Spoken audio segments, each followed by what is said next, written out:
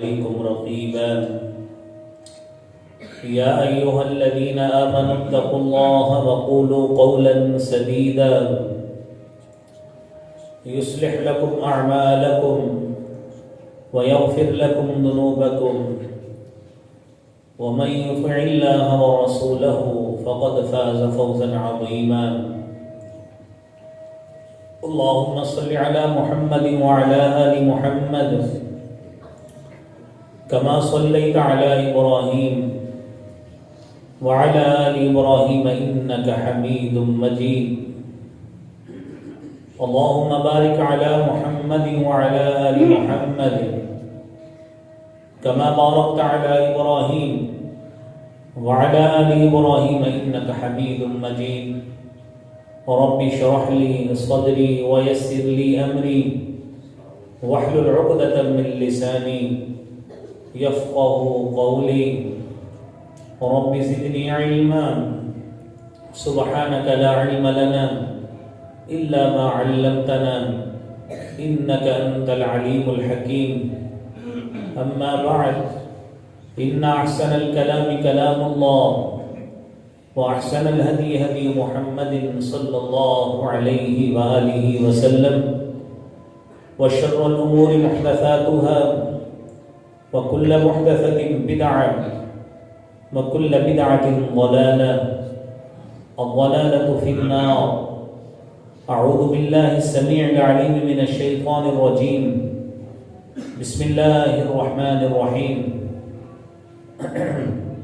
فكأي من قرية أهلكناها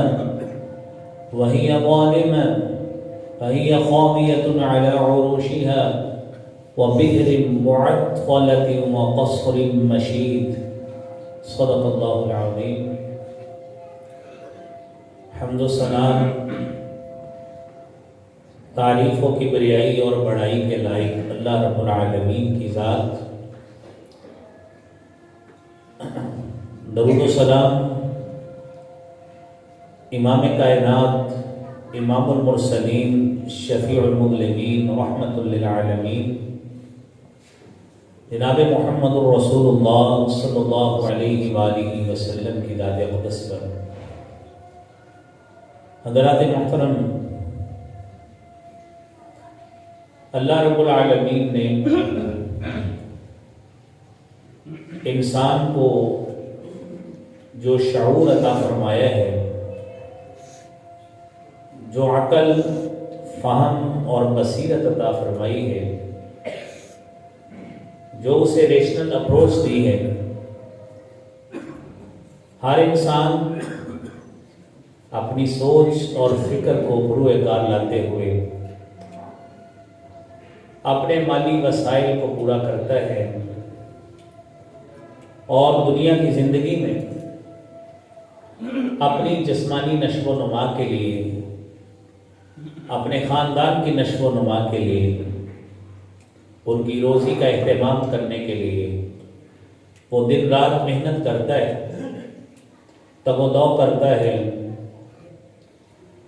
اور یہ مالک الملک کا یہ نظام قدرت ہے کہ بسا اوقات ہمارے سامنے ایسے لوگ بھی ہوتے ہیں کہ جن کے کام کی نوعیت اس طرح کی ہے کہ وہ رات کو جاگ کے کام کرتے ہیں. بسا اوقات ہمارے ایسے دوست عزیز بھی ہوتے ہیں جن کے کام کی نوعیت دن کا ایک حصہ ہوتی ہے جبکہ دوسرا حصہ وہ فارغ ہوتے ہیں، جس میں ہمارے اکثر سرکاری اداروں میں کیفیت ہے کہ دن کا ایک حصہ کام ہوتا ہے اور دن کا جو آخری حصہ ہے اس میں وہ فارغ ہوتے ہیں. تقسیم کوئی بھی ہو، ہر انسان کی خواہش اور کوشش ہے کہ میں اپنی زندگی کا معیار اتنا اچھا کر لوں کہ میرا رہن سہن، میرا کھانا پینا، اٹھنا بیٹھنا اتنا اچھا ہو کہ میں اپنی زندگی فارغ البالی کے ساتھ گزاروں. یہ ہر انسان چاہتا ہے، لیکن بسا اوقات حالات ایسے نامساعد قسم کے ہوتے ہیں کہ انسان کی آمدن اور اس کے آمدن کے وسائل وہ اتنے نہیں ہوتے جتنے اس کے اخراجات کا تخمینہ ہوتا ہے. اور اسی مناسبت سے ہم نے پچھلے جمعے مہنگائی کے حوالے سے بات کی تھی. تو ہم اسی گفتگو کو آگے بڑھاتے ہوئے مہنگائی کا جو ایک اہم عزم اور جز ہے وہ ذخیرہ اندوزی ہے، اس حوالے سے ہم بات کریں گے. تو رسول اکرم صلی اللہ علیہ وآلہ وسلم نے اپنے طور پر محنت کرنے والے کے حق میں، اس کی فضیلت میں آپ صلی اللہ علیہ وسلم نے خود بھی فرامین ارشاد فرمائے ہیں. قرآن کریم میں بھی مال کمانے کے حوالے سے انسان کی حوصلہ افزائی بھی کی گئی ہے، لیکن اس کے ساتھ ساتھ اس شخص کی مذمت بھی بیان کی گئی ہے جو مال میں اتنا مگن ہو جاتا ہے کہ وہ مال کمانے کے ذوق اور شوق میں اپنے آپ کو اتنا مصروف کر لیتا ہے کہ وہ فرائض سے غافل ہو جاتا ہے. تو شریعت مطہرہ میں اللہ احکم الحاکمین نے ایسے شخص کی مذمت بھی بیان کی. سورہ عادیات میں اللہ احکم الحاکمین فرماتے ہیں ان الانسان لربه لکنود وانه على ذلك لشهيد وانه لحب الخير لشديد.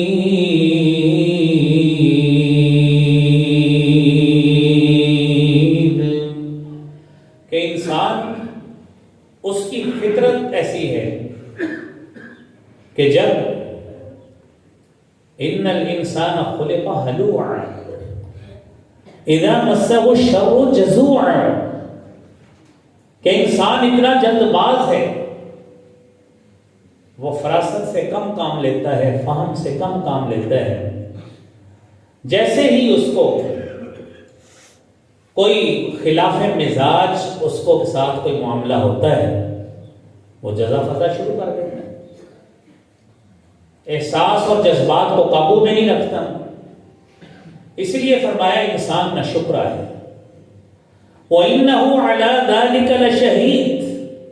انسان کو خود بھی اس بات کا احساس ہوتا ہے کہ میں بسا اوقات کیا بلکہ اکثر اوقات اللہ کی نعمت کا ناقدر رہتا ہوں،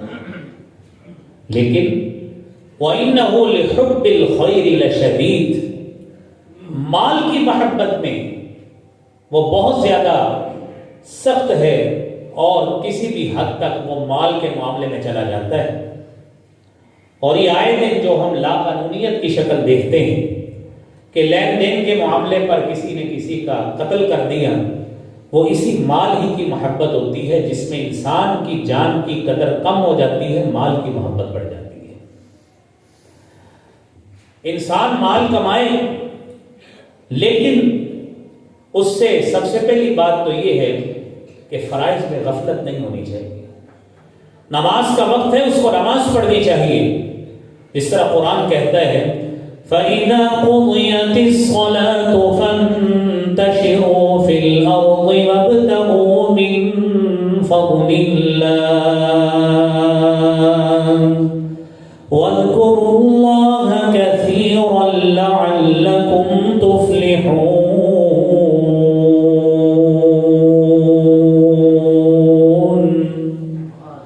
آپ اپنی نمازوں کی پابندی کیجئے، جمعے کی پابندی کیجئے، نماز پڑھ کے فارغ ہو جائیں. فَانْتَشِرُوا فِي الْأَرْضِ، زمین میں پھیل جائیے. وَابْتَغُوا مِن فَضْلِ اللَّهِ، اور اللہ کا فضل جو آپ کے لیے اس مالک نے رزق کی صورت میں مختلف ذرائع میں بکھیرا ہے اس کو تلاش کیجیے، محنت کیجیے. اور پھر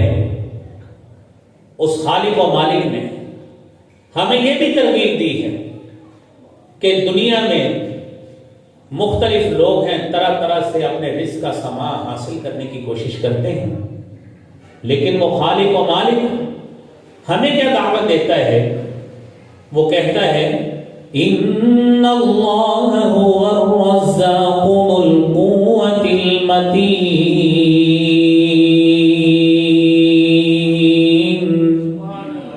وہ خالق و مالک رزاق اسی کی صفت ہے، رزق وہ دیتا ہے، صرف دنیا کے مسائل پہ قناعت کر کے رب کی رحمت سے نا امید ہو جانا یہ قطعاً مومن کا شیوا نہیں ہوتا۔ اسی لیے فرمایا فَابْتَغُوا عِندَ اللَّهِ الرِّزْقَ وَاعْبُدُوهُ وَاشْكُرُوا لَهُ إِلَيْهِ تُرْجَعُونَ۔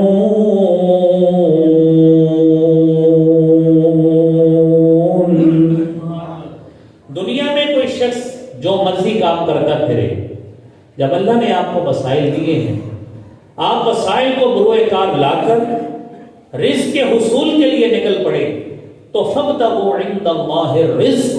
اس رب کے پاس جا کے، اس رب کے آگے منت سماجت کر کے، اس کے آگے ہاتھ پھیلا کر خیر مانگیے، دعا مانگیے۔ فَابْتَغُوا عِندَ اللَّهِ الرِّزْقَ، اسی سے، اس رب سے ہی رزق کی تلاش کیجیے۔ یہ رزق، یہ کمی اور زیادتی، یہ بھی اسی کے قبضہ قدرت میں ہے۔ اور پھر میرے بھائیوں، دنیا میں کوئی شخص اگر سوچے کہ دنیا کا مال کمانا تو میرے لیے ویسے ہی منع ہے، قرآن کہتا ہے لا تنس نصیبک من الدنیا، اللہ نے جو دنیا میں آپ کے لیے حصہ مختص کیا ہے اس کو بھولیے مت، اس رزق کی تلاش کے لیے محنت کیجیے،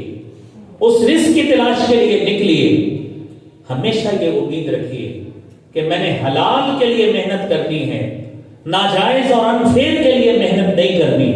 اس لیے رب العالمین فرماتے ہیں وَمَن جَاهَدَ فَإِنَّمَا يُجَاهِدُ لِنَفْسِهِ إِنَّ اللَّهَ لَغَنِيٌّ عَنِ الْعَالَمِينَ۔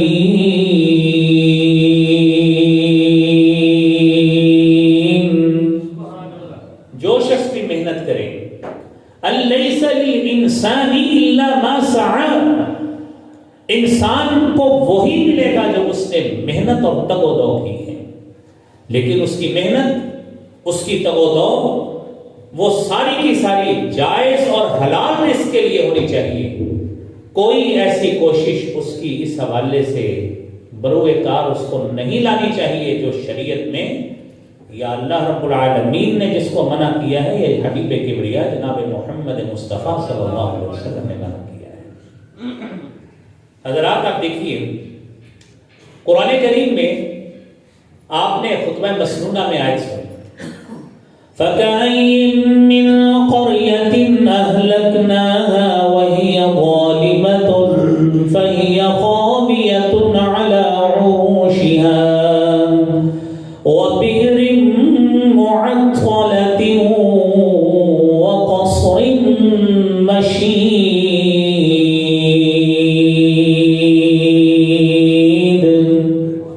اس خالق و مالک نے، وہ کہتا ہے میں نے کتنی ہی بستیوں کو ہلاک کر ڈالا، وہ ظالم تھی، اللہ کے احکامات پہ عمل نہیں کرتی تھی، میں نے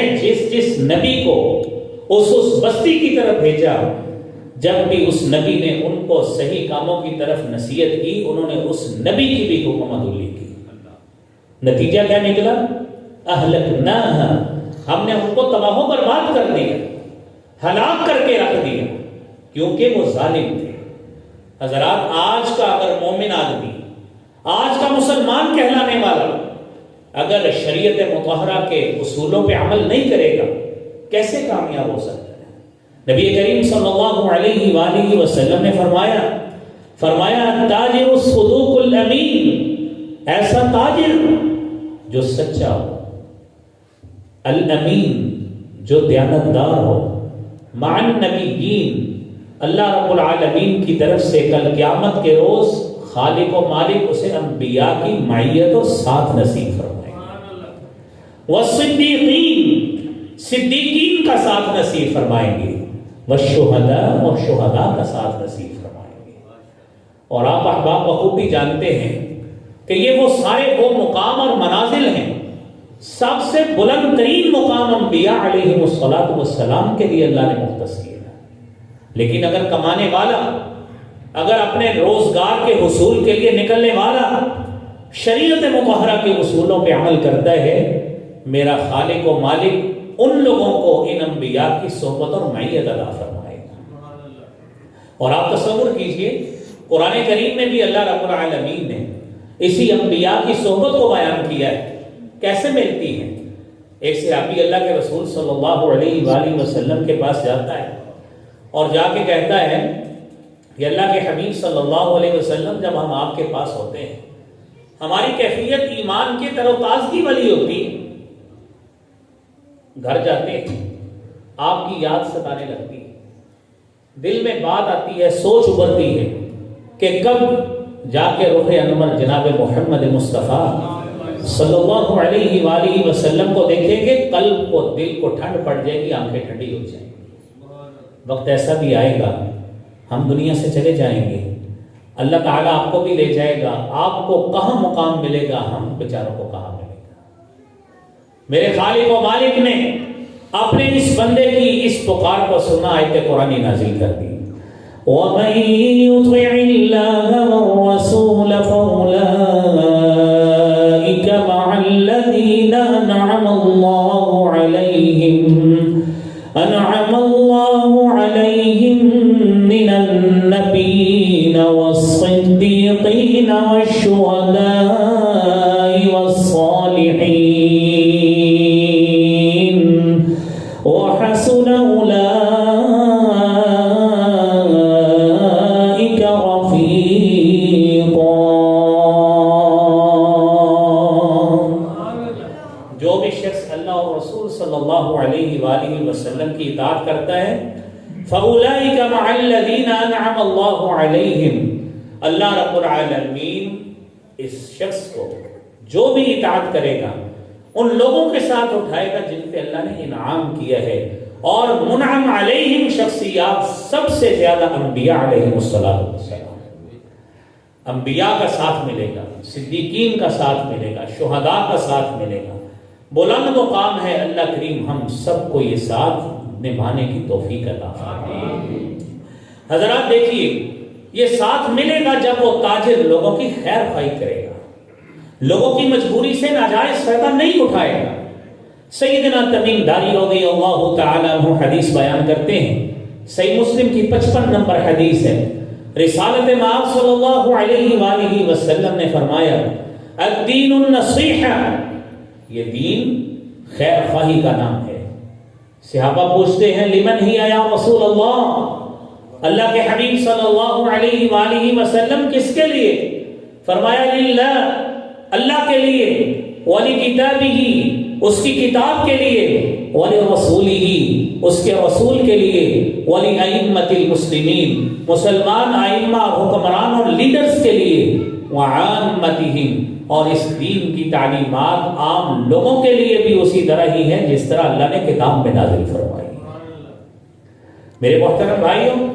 رسول اللہ صلی اللہ علیہ وآلہ وسلم نے جب یہ بات فرمائی، صحیح مسلم کی ساتھ ہی 2564 نمبر حدیث بھی موجود ہے، فرمایا المسلم اخو المسلم، مسلمان مسلمان کا بھائی ہے، لا یظلمہ، وہ اس پہ ظلم نہیں کرتا، ولا یخذلہ،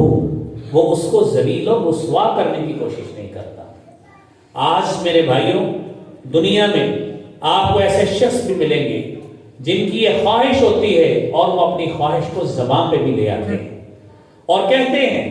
کہ میں آپ کو وہاں پہ ماروں گا جہاں پہ پانی بھی نہیں ملے گا۔ دنیا میں ایسے بدترین لوگ بھی ہیں جو زبان سے اتنے بڑے کلمات نکالتے ہیں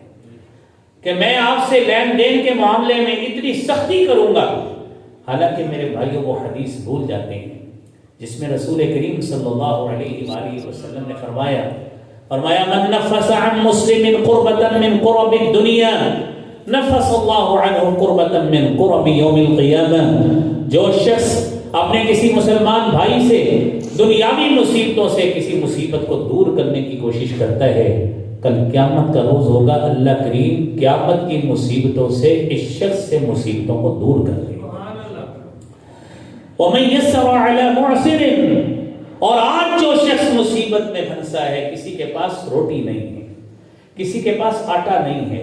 کسی کے پاس دالیں نہیں ہیں، کسی کے پاس گھی نہیں ہے، کسی کے پاس چینی نہیں ہے، میرے نبی نے فرمایا من یسر علی معسر، وہ بندہ قرض کے نیچے دبا ہوا ہے اور اوپر سے اس کے پاس وسائل نہیں ہیں، آپ اس کے لیے سہولت پیدا کریں، اس کے لیے آسانی پیدا کریں۔ میرے نبی فرماتے ہیں من یسر علی معسر، جو کسی مصیبت میں پھنسے ہوئے شخص کے لیے آسانی پیدا کرتا ہے، یسر اللہ لہ فی یوم القیامہ، کل قیامت کا روز ہوگا، اللہ کریم اس شخص کے لیے بھی قیامت کی مصیبتوں سے آسانی پیدا فرمائے گا۔ اور فرمایا واللہ فی عون العبد، وہ خالق و مالک اس بندے کی مدد میں شامل حال رہتا ہے۔ ما کان العبد فی عون اخی، جب تک بندہ اپنے کسی بھائی کی مدد میں شامل حال رہتا ہے، میرا خالق و مالک اس بندے کی مدد میں لگا رہتا ہے۔ میرے محترم بھائیوں، نظام ایسا بنانا کہ میرے پاس غلہ موجود، غلے کی کوئی بھی صورت ہو، وہ آٹا بھی ہو سکتا ہے، وہ چینی بھی ہو سکتی ہے، وہ دال بھی ہو سکتی ہے، وہ گھی بھی ہو سکتا ہے، وہ گرین مارکیٹ کی کوئی بھی چیز ہو سکتی ہے، وہ استعمال کرنے والا پیٹرول، آئل اور ڈیزل بھی ہو سکتا ہے۔ میرے نبی نے فرمایا، مسند احمد کی حدیث ہے 8616 نمبر، فرمایا من احتکر حقرۃ یرید ان یغلی بها علی المسلمین، جو شخص سٹاک کرتا ہے، ہولڈنگ سسٹم کا حصہ بنتا ہے، مارکیٹ میں سامان کو روک کر رکھتا ہے اس سوچ کے ساتھ کہ مال کی قیمت بڑھے گی تو میں بیچوں گا، لوگ ذلیل اور رسوا ہو رہے ہیں مال کی تلاش میں، لیکن اس نے اپنا مال روک کر رکھا ہے کہ میں اپنی مرضی کے دام لے کر اس کو فروخت کروں گا۔ میرے نبی نے فرمایا یرید ان یغلی بها علی المسلمین، لوگوں کے ساتھ گرانی چاہتا ہے، قیمتوں کا آگے چڑھاؤ چاہتا ہے، مصیبت سے، مشقت سے فائدہ اٹھاتے ہوئے، مجبوری سے فائدہ اٹھاتے ہوئے، فرمایا وَهُوَ خَاطِئٌ، وہ بہت بڑا خطا کار ہے، غلطی پر ہے، اس کو یہ غلطی سدھارنی چاہیے۔ اور دوسری حدیث نبی نے فرمایا من احتکر فَهُوَ خَاطِئٌ، جو شخص بھی احتکار کرتا ہے، سٹاک کرتا ہے، ذخیرہ اندوزی کرتا ہے، مال کو مارکیٹ سے چھپا کر رکھتا ہے، فَهُوَ خَاطِئٌ، وہ بھی خطا کار ہے۔ اور تیسری حدیث سیدنا عمر فاروق رضی اللہ تعالی عنہ بیان کرتے ہیں، سنن ابن ماجہ کی 2155 نمبر حدیث ہے، فرمایا من احتکر علی المسلمین طعامهم ضربہ اللہ بالجذام والافلاس، جو شخص احتکار کرتا ہے، سٹاک کرتا ہے، ذخیرہ اندوزی کرتا ہے، مسلمانوں سے ان کا کھانا روکتا ہے ذخیرہ اندوزی کرتے ہوئے، ضربہ اللہ بالجذام والافلاس، اللہ رب العالمین اس کو دنیا میں ہی سزا دیں گے، دو قسم کی سزائیں، اس کے اوپر غربت اللہ تعالیٰ کسی بھی زندگی میں کسی بھی وقت مسلط کر دیں گے، اور اللہ تعالیٰ اسے کوڑ پن کا شکار کر دیں گے۔ اور اس کے لیے میرے بھائیوں ایک اہم حدیث ہے جو سیدنا عمر فاروق رضی اللہ تعالی عنہ کے حوالے سے موجود ہے۔ سیدنا عمر فاروق کی یہی حدیث جو آپ نے سنی، عمر فاروق رضی اللہ تعالی عنہ اپنی خلافت کے دوران ایک دن آپ نے گشت دی ہے، اور یہ یاد رہے سیدنا عمر فاروق کا جو زمانہ خلافت ہے 22 جمادی الثانی 13 ہجری سے لے کر یکم محرم 24 ہجری تک، تقریباً 10 سال سے بھی اوپر، 10 سال سے بھی اوپر یہ زمانہ خلافت ہے۔ ایک مرتبہ ایسا ہوا کہ مدینہ میں کھانے کا سامان اس کی قلت ہوئی، لیکن آپ نے دیکھا ایک دن ایسا بھی آیا کہ لوگوں نے جگہ جگہ غلے کے ڈھیر لگائے ہوئے۔ پوچھا یہ کس نے لگائے؟ کہنے لگے کہ حضرت یہ آپ کے ایک غلام نے اور حضرت عثمان رضی اللہ تعالی عنہ کے غلام فروغ نے، انہوں نے یہ غلہ ذخیرہ کیا ہے۔ آپ نے دونوں کو بلایا اور پوچھتے ہیں کہ بتائیے آپ نے یہ غلہ ذخیرہ کیوں کیا ہے، لوگوں کے لیے آپ اس کو دستیاب کیوں نہیں کرتے؟ کہنے لگے کہ ہم نے اپنے پیسے خرچے ہیں اور اپنی مرضی کا منافع لینا چاہتے ہیں۔ یہ بات عمر فاروق نے سنی، کہتے ہیں سمعت رسول اللہ صلی اللہ علیہ وسلم، میں نے اللہ کے رسول صلی اللہ علیہ وآلہ وسلم کو یہ فرماتے ہوئے سنا ہے، من احتکر علی المسلمین، جو شخص ذخیرہ اندوزی کرتا ہے ان کے کھانے پر، ان کے کھانے کے سامان پر ضربہ اللہ بالافلاس او بجزام، اللہ رب العالمین اس کے اوپر بھوک مسلط کر دیتے ہیں یا کوڑ کی بیماری میں مبتلا کر دیتے ہیں۔ یہ بات سننے کے بعد ایک شخص سیدنا عثمان رضی اللہ تعالی عنہ کا غلام فروع، وہ تو اس بات کو مان گیا اور اس نے فوری طور پر اپنا غلہ لوگوں کے لیے کھول دیا کہ آپ خرید لیں جو مارکیٹ کی ریٹ تھی۔ لیکن حضرت عمر فاروق رضی اللہ تعالی عنہ کو ان کا غلام اس بات پہ اڑ گیا کہ میں نے یہ کام نہیں کرنا۔ راوی یحییٰ کہتے ہیں فقد رأیت مولا عمر مجزوما، اسی شخص کو میں نے آخری عمر میں کوڑ کی بیماری میں مبتلا دیکھا ہے، اور اللہ کے نبی کی وہ بات سچ ثابت ہوئی کہ جو شخص بھی اس ذخیرہ اندوزی کا حصہ بنے گا اللہ تعالیٰ اس کو اس بیماری میں مبتلا کرتا ہے۔ آج میرے بھائیوں، کوئی شخص تھوڑے منافع کی خاطر، کوئی زیادہ منافع کی خاطر لوگوں کی مجبوری سے ناجائز فائدہ اٹھاتے ہوئے وہ اپنا غلہ سٹاک کرے، وہ پیٹرول آئل اور ڈیزل سٹاک کرے، کھانے کی کوئی بھی چیز سٹاک کرے، اور یہ بات ذہن میں رکھیں سٹاک کی صورتیں بھی مختلف ہیں، 3-4 اس کی صورتیں ہیں، آپ سن لیجئے۔ پہلی بات یہ ہے کہ کوئی شخص بھی غلہ روک لیتا ہے، کسی نے کوئی مال خریدا، آٹا، گھی، چینی، کوئی بھی چیز خریدی، اس نے خرید کر رکھ لی، مارکیٹ میں وافر مقدار میں موجود ہے، کوئی حرج نہیں، رکھ لیں۔ اور عموماً تجار حضرات یہ کام کرتے ہیں، مال زیادہ لے لیتے ہیں اور اس کو رکھتے ہیں، مارکیٹ میں فریلی اس کو دستیابی ہوتی ہے، وہ اپنا مال بھی ساتھ بیچ دیتے ہیں، ٹھیک ہے، کوئی حرج نہیں۔ بسا اوقات ایسے ہوتا ہے۔ دوسری اس کی صورت یہ ہے کہ بازار میں جنس کی فراوانی اس اعتبار سے نہیں ہے، کبھی فراوانی ہو جاتی ہے، کبھی رک جاتا ہے، لیکن یہ بندہ پھر بھی غلہ روک کے رکھتا ہے، اپنا مال روک کے رکھتا ہے۔ یہ بات ذہن میں رکھیے گا کہ جیسے ہی مارکیٹ میں قلت ہوگی آپ کا مال نکالنا شریعت کی روشنی میں ضروری ہو جاتا ہے کہ آپ نے مارکیٹ میں دستیاب کرنا ہے۔ اگر آپ دستیاب نہیں کریں گے تو آپ اسی وعید کا شکار ہوں گے جو آپ نے اس حدیث مبارکہ میں سنی۔ اللہ کریم ہم سب کو محفوظ فرمائے۔ حضرات، تیسری شکل یہ ہے کہ بسا اوقات ایسے ہوتا ہے کہ حکومت وہ صوبائی لیول کی ہو یا وفاق لیول کی ہو، وہ بسا اوقات کسی غلے کو، کسی جنس کو وہ فراوانی دیکھ کر اس کو ایکسپورٹ کر دیتی ہے۔ اس کو ایکسپورٹ کر دیا، جس طرح بسا اوقات ہمارے یہاں گندم بھی ایکسپورٹ ہوتی، ڈیری باہر بیچتی، لیکن ایکسپورٹ کرنے کے بعد بسا اوقات وقت ایسے آیا جس طرح ہمارے ہاں اللہ رحم فرمائے سیلاب آ گئی۔ اب چاہیے تو یہ تھا کہ جن لوگوں نے غلہ خرید کر رکھا ہے وہ فوری طور پر اس کو دستیاب کر دیں۔ اب حکومت دوبارہ امپورٹ کرتی ہے، اب اس دوران وقت لگتا ہے امپورٹ کرنے میں۔ یہ دکان نہیں ہوتی کہ آپ پیسے دے جا کے چیزیں خرید لائیں، آخر ادھر بھی اس کے باقاعدہ اس کے ایگریمنٹس ہونے ہوتے ہیں، اس کا ایک پروسیس ہے، پھر اس کے اوپر لوڈ ہونا ہوتا ہے، آخر اس کو کافی دن لگتے ہیں۔ اس دوران میں ہولڈنگ سسٹم والے جو سٹاک والے ہوتے ہیں وہ فائدہ اٹھاتے ہیں، اور اس دوران وہ اپنی چیزوں کی گرانی جو ہے وہ کر دیتے ہیں، قیمت بڑھا دیتے ہیں۔ یہ بھی صورت انتہائی ناجائز ہے، کیونکہ اس شخص نے بھی مال کی ایبسنس میں، مال کی عدم موجودگی میں اپنا ریٹ بڑھایا ہے، یہ بھی شکل ہے۔ اور میرے بھائیوں، بسا اوقات اگلی صورت یہ ہے کہ کچھ لوگ سٹاکسٹ ایسے بھی ہوتے ہیں کہ وہ بجٹ کی آڑ میں اپنی چیزیں روک لیتے ہیں۔ کسی کے پاس الیکٹرانکس کی چیزیں پڑی ہیں، موبائلز پڑے ہیں، اے سی پڑے ہیں، فریجیں پڑی ہیں، اس کو پتہ ہے بجٹ میں یہ لگژری آئٹم ہے، ان کے اوپر بہت زیادہ قیمت بڑھے گی، اس نے جان بوجھ کر روک لیا۔ گاہک لینے گیا ہے، اس نے اس کو نہ کر دی، اب یہ بھی اسی لسٹ میں آ گیا ہے۔ صرف اس وجہ سے اس نے یہ مال روکا کہ کل بجٹ آئے گا، پرسوں بجٹ آئے گا، ہفتے بعد بجٹ آئے گا، اس کی ریٹ بڑھے گا، میں بڑے ہوئے ریٹ کے ساتھ زیادہ منافع میں چیز بیچوں گا۔ یہ بھی اسی سٹاکسٹ میں آ گیا ہے، اور اس کے لیے بھی وہی وعید ہے جو آپ نے حدیث طیبہ سنی ہے۔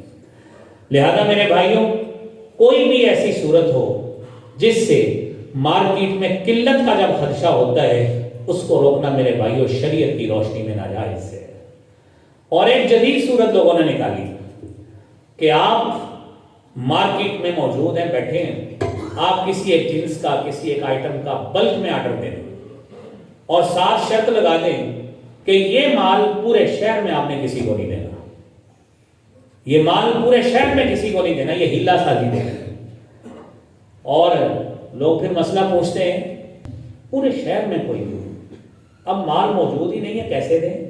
ڈیمانڈ ہے اور آپ نے جان بوجھ کر پیچھے روکا ہوا ہے کہ ابھی ٹھہریں ریٹ بڑھنے میں نے بکنگ آپ سے 100 میں کرائی ہے، اس کا ذرا مارکیٹ میں 150 ڈیمانڈ ہو جائے، پھر میرا مال سٹاک سارا بھیجنا تاکہ میں زیادہ داموں وصول کروں۔ یہ ہیلا سازی ہے، یہ بھی ناجائز ہے۔ تو یہ تمام کی تمام میرے بھائیوں سٹاک کی صورتیں جو ہیں شریعت مطہرہ میں یہ ناجائز ہے، اور ہماری شریعت میرے بھائیوں ایسی شریعت ہے کہ جس کے بارے میں یہ فرمایا گیا ہے لیلھا کنہاریھا، اس کے راتوں کی تعلیمات بھی ویسے ہی روشن ہے جس طرح دن کی تعلیمات روشن ہے، لہذا کوئی ہیلا سازی شریعت مطہرہ کی روشنی میں یہ جائز نہیں ہے۔ اور میرے بھائیوں وہ شخص جو مارکیٹ میں قلت ہو یا کچھ بھی ہو، فراوانی بھی ہو، وہ اس کے باوجود وہ سوچتا ہے میں مارکیٹ میں مال لے کر آؤں گا۔ سنن ابن ماجہ کی 2153 نمبر حدیث ہے، میرے نبی کریم صلی اللہ علیہ وآلہ وسلم نے فرمایا الجالب مرزوق والمحتکر ملعون، ایسا شخص جو جالب ہے، جو مارکیٹ میں سامان اپنا لے کے آتا ہے، بیچنے کے لیے سامان کو پیش کرتا ہے، مرزوق، اللہ کی طرف سے اس کے مال میں برکت پڑتی ہے، اللہ فراوانی والا رزق عطا فرماتا ہے۔ والمحتکر ملعون، اور اس کے برعکس وہ شخص جو احتکار کرتا ہے، جو ذخیرہ اندوزی کرتا ہے، جو اپنے سامان کو مارکیٹ میں آنے سے روکتا ہے، وہ میرے بھائیوں وہ ملعون ہے، اس پر نبی کریم صلی اللہ علیہ وسلم نے لعنت فرمائی ہے۔ اللہ کریم ہمیں اس لعنت سے محفوظ فرمائے۔ اور میرے بھائیوں یہاں پہ بڑی اہم بات ہے کہ گراہ فروشی کی ایک بڑی اہم صورت یہ ہے کہ اپنی مرضی کا قیمت کا تعین کروا دینا، اور یہاں پر یہ بات انتہائی اہمیت کی حامل ہے، اور اس کو سمجھیے بھی۔ نبی کریم صلی اللہ علیہ وآلہ وسلم کے عہد میں جامع ترمذی کی 1314 نمبر حدیث ہے، صحابی بیان کرتے ہیں غلا السعر علی عہد رسول اللہ صلی اللہ علیہ وآلہ وسلم، نبی کریم صلی اللہ علیہ وآلہ وسلم کے عہد میں ایک موقع پر مارکیٹ میں غلے کی قیمتیں بڑھ گئی، فقالوا یا رسول اللہ، صحابی اللہ کے نبی صلی اللہ علیہ وسلم کے پاس گئے، کہنے لگے سعر لنا، اللہ کے نبی صلی اللہ علیہ وسلم ہمارے لیے قیمت مقرر کر دیجیے۔ فقال ان اللہ هو المسعر، اللہ ہی وہ ذات ہے جو قیمتوں کا تعین اور مقرر کرتا ہے، القابض، سامان کو روکنے والا بھی وہی ہے، الباسط، رزق کی فراوانی کھولنے والا بھی وہی ہے، الرازق، رزق دینے والا بھی وہی ہے، وَإِنِّي أَرْجُو أَنْ أَلْقَى رَبِّي وَلَيْسَ أَحَدٌ مِّنْكُمْ يَطْلُبُنِي بِمَظْلَمَةٍ فِي دَمٍ وَلَا مَالٍ، میں نہیں چاہتا کہ میں کل کلا جب اللہ کے پاس پہنچوں تو میں اس کیفیت میں ملوں کہ میرے اوپر کوئی شخص مال کا یا خون کا دعویٰ کرتے پھرے کہ اس نبی نے میرا نعوذ باللہ حق مروایا تھا۔ بات کیا سمجھ آئی؟ علامہ ابن قدامہ مقدسی حنبلی رحمت اللہ علیہ اس کی وضاحت کیوں کرتے ہیں، اور وہ میں آج کے حساب سے وضاحت کرتا ہوں۔ ہمارے یہاں مارکیٹ کمیٹی موجود ہوتی ہے، مارکیٹ کمیٹی فروٹس کا بھی،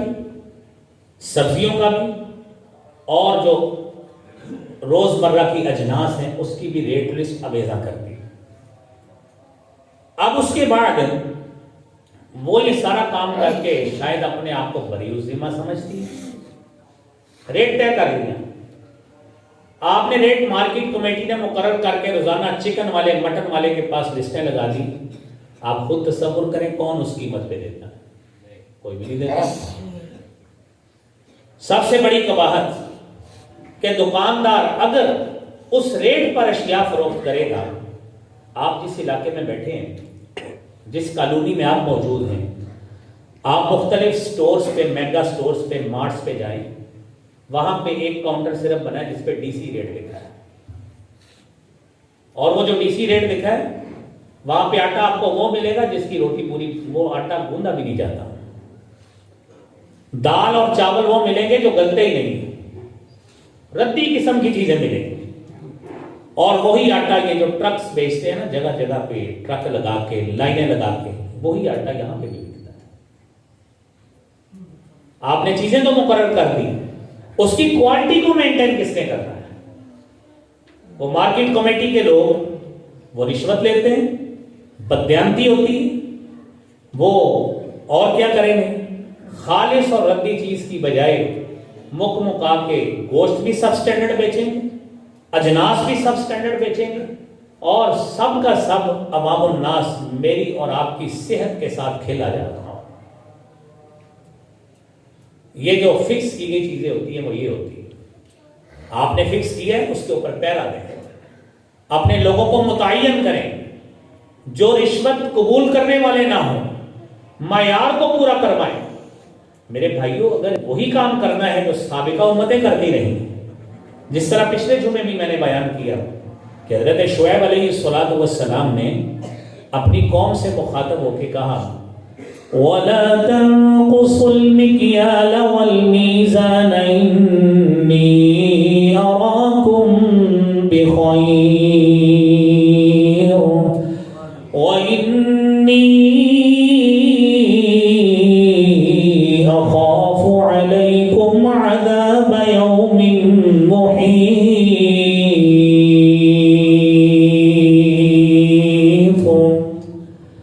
کہنے لگے نہ پیمائش میں کمی کرو، نہ وزن میں کمی کرو، قطعاً کسی صورت میں کوالٹی میں کمی نہ کرو۔ انی اراکم بخیر، مجھے تم بھلے لوگ معلوم ہوتے ہو، لیکن تمہاری حرکتیں ایسی ہیں، انی اخاف علیکم عذاب یوم محیط، تم نے یہ عمل نہ چھوڑا، اخاف علیکم عذاب یوم محیط، مجھے ڈر ہے کہ تمہیں ایسا عذاب آ کے گھیر لے گا جس سے تم پھر نکل نہیں سکتے۔ وہ آگے سے کیا کہنے لگے؟ قالوا یا شعیب وصلاتك تأمرك ان نترك ما يعبد آباؤنا او ان نفعل في اموالنا ما نشاء انك لانت الحليم الرشيد۔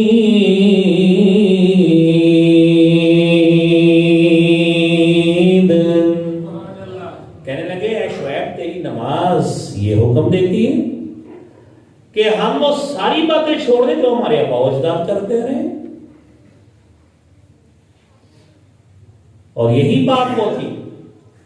جب اللہ کے نبی صلی اللہ علیہ وآلہ وسلم قریش مکہ کو روکتے تھے کہ آپ بتوں کی عبادت کیوں کرتے تھے۔ وہ کیا کہتے تھے؟ اِنَّا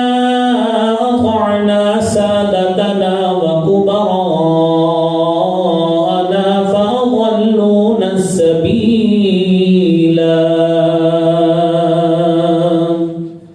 قیامت کے روز رب کو کہیں گے اللہ بڑوں کی باتیں ہم مانتے رہے، دنیا میں نبی کو چیلنج کرتے رہے کہ ہم تو ایسے ہی امیر ہوتے ہیں، ہمارے آباء و اجداد یہی کچھ کرتے رہے، ہمارا باپ بھی یہی کرتا رہا ہے، ہمارے دادے بھی یہی کرتے رہے، ہم تو ایسے ہی پیسہ کماتے ہیں۔ اپنی نماز روزے سے اے شعیب تعلق رکھو، ہم نے یہی کام کرنا ہے۔ تو میرے محترم بھائیوں، کام یہ ہے کہ جب حکومت کوئی ریٹ متعین کرتی ہے تو اس کے اوپر اس کی ویجیلنس کرنا بھی یہ حکومت کی ذمہ داری ہے۔ بصورت دیگر آپ کے محکموں کے لوگ ڈیلر سے ملیں گے، یوٹیلیٹی سٹور کے عملے سے ملیں گے، مارٹس کے لوگوں سے ملیں گے، اور مہنگے داموں چیزیں بکیں گی، عوام الناس کی مجبوری سے فائدہ اٹھایا جائے گا۔ جب یہ پیرا نہیں نہ دے گی، کیونکہ ریاست کا یہ اصول ہوتا ہے، اس کا یہ کام ہوتا ہے کہ وہ ویجیلنس کمیٹی بنائے، یہ مارکیٹ کمیٹیز کا کام یہی ہے، لیکن جو چیزیں ہیں وہ آپ کے سامنے ہیں، اس کے مطابق کون گوشت بیچتا ہے، کون دیگر اجناس اور پھل بیچتا ہے۔ لہذا میرے بھائیوں،